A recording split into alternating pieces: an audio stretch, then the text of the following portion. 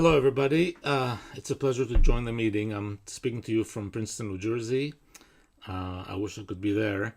And I was asked to spend a few minutes talking to you about certain behavioral insights and how they might relate to issues of work. There is, of course, a lot of aspects of human behavior and of human perception and of human sentiment and well-being that have to do with work. Could have gone in many different directions. What I thought I'd do today, since we have a brief time and I wanted to focus a bit on a specific issue that might be of interest, is I want to talk to you a little bit about the fact that we have very limited bandwidth. Just the attentional span and the cognitive capacity that we have to attend to things at any one time are very limited, more than we tend to appreciate. That the scarcity of time, of money, of other issues, things that we need but don't have enough of, imposes a big demand on our cognitive capacity. People spend a lot of their mental capacity, of the mental space, basically dedicated to managing insufficient resources, whether they're poor or they're busy. It could also be thirsty and hungry, but I'll focus mostly on money and time. And that designing things better, even details, even nuances in the workplace, as a boss, as a colleague, simply alleviating some of the stressors, some of the pressures, reducing the need to juggle, simply gives people more capacity and actually makes them smarter and more able to do well at work. So that's really the message I want to give in the few minutes we have. So again, just in general, there's a lot of work on the very limited bandwidth, very limited cognitive capacity that we bring with us to tasks. They've done, for example, studies in simulators where people are asked to be on the phone. This is no hands held, just a non-handheld phone. And when people are driving while speaking on the phone, their reaction time and their ability to detect the periphery compared to somebody who in the U.S. is legally drunk very much interferes with our capacity. On the right, a series of very amusing studies where if you approach people who are walking through campus on a cell phone talking, they are significantly less likely to notice somebody dressed as a clown riding a unicycle in front of them. Quite remarkable. Again, the fact is that these are extremely limited capacities that we fail to appreciate. I talk to you, you listen to me, we then get in the car and we think we can drive while being on the phone. And in fact, our capacity is hampered more than we realize and we appreciate. If you simply take two groups, if I ask half of you, please remember two digits. Please don't forget 17. Just remember 17. And the other half of you are asked, please don't forget 7 digits. Please don't forget 1724659. What we find is that those who are rehearsing the 7 digits are more likely to eat less well, to forget the mother's birthday, to forget to feed their puppy. They're just functioning less well. Their head is full relative to those who are remembering 2 digits. And the point is going to be that if you have workers who are overwhelmed with time, juggling insufficient time relative to their obligations and their commitments, or you have workers who are very low income and are juggling insufficient resources, not sure how they're going to pay for rent and take care of other businesses and not be evicted, those people are walking around as if they had 7 digits in their head. They're preoccupied, they're juggling these needs and these demands, and their head is full. They're more likely to forget things, to do things less well, to function at less than their full capacity. That's the idea. Now, again, there's a lot of studies. One remarkable study was done in a school in Connecticut where by chance half the kids in the school were on a quiet side of the school, and the other half, by random assignment, happened to be on the side of the school near a window where there was a train that passed outside the window occasionally throughout the day. And if you ask, does a train disturb people, distract the kids? Yes, it does. How distracting is it? They discover that in 5th grade, the kids on the train side of the school are 1 year behind in academic performance. It's a massive effect.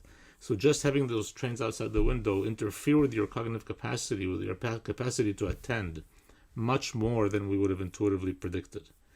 And again, do a thought experiment. Imagine you're now in a very, very quiet room. There's no trains outside. You're trying to do a task that requires some attention, some concentration.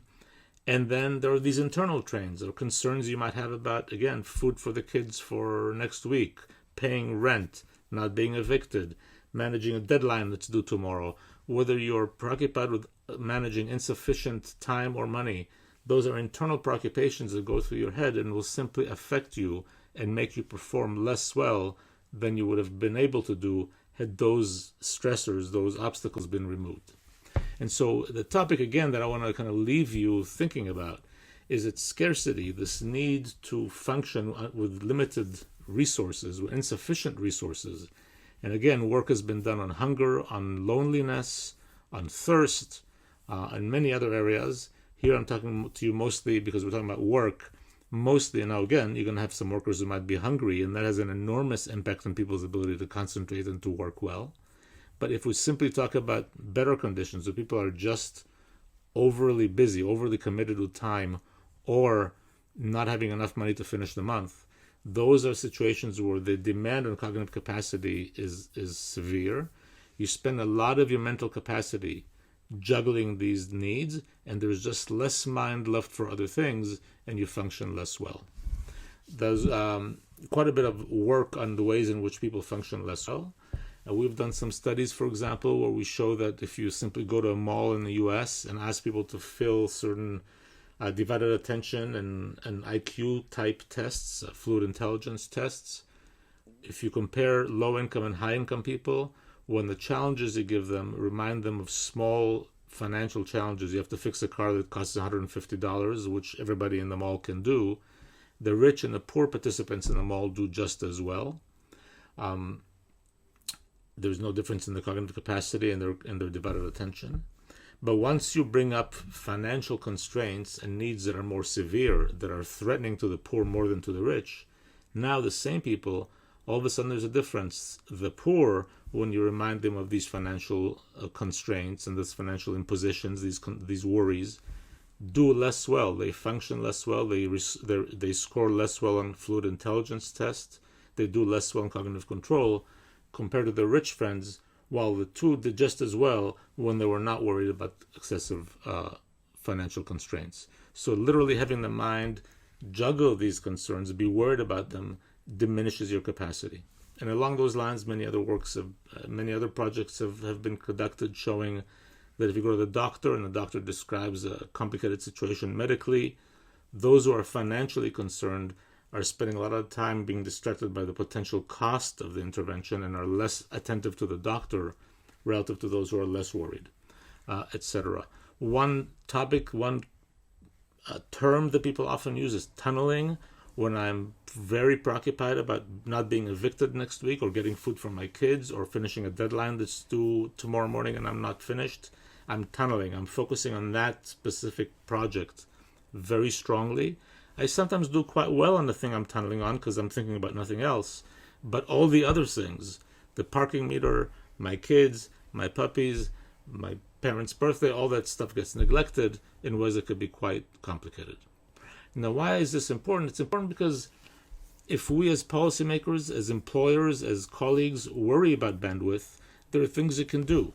Part of the scarcity mindset, the set of concerns that arise when people don't have enough, is not just a function of how much time or money you have, it's how well things are organized. So if we talk about money, if you have some buffer savings, some savings for a rainy day, if you have some insurance, if you have family and friends who can help in moments of need, if you can take affordable loans as opposed to payday loans that balloon, these are all situations that, for the same income, make you able to juggle much better than situations where you don't have recourse to those sorts of helpful instruments. And so everything from predictability in the working hours to accounting ease to transportation to childcare, these are all things that alleviate the stress and make juggling easier and reduce the load and make people more able to do other things. Many places, for example, in the US where you work for low pay, they tell you what hours you work 2 or 3 days in advance. If I'm a single mother and I'm told 2 or 3 days in advance which hours I work, I'm in constant, incessant, permanent child care managing mode, and it's an enormous stress on my cognitive capacity. If I knew my hours way in advance and could plan, I would just be a worker who's less stressed about it, spending less cognitive resources managing these things, sleeping better, and making less errors at work, and reporting higher well-being when I'm at work. So that's to say, thinking about bandwidth, how we may facilitate the impositions of bandwidth when people are not enough pay, not enough time, and other kinds of stressors, actually can produce people who are smarter, better, and work better. and are more successful. So that's my message for today. In a glimpse, I hope you are well and have a wonderful rest of the meeting. Take care.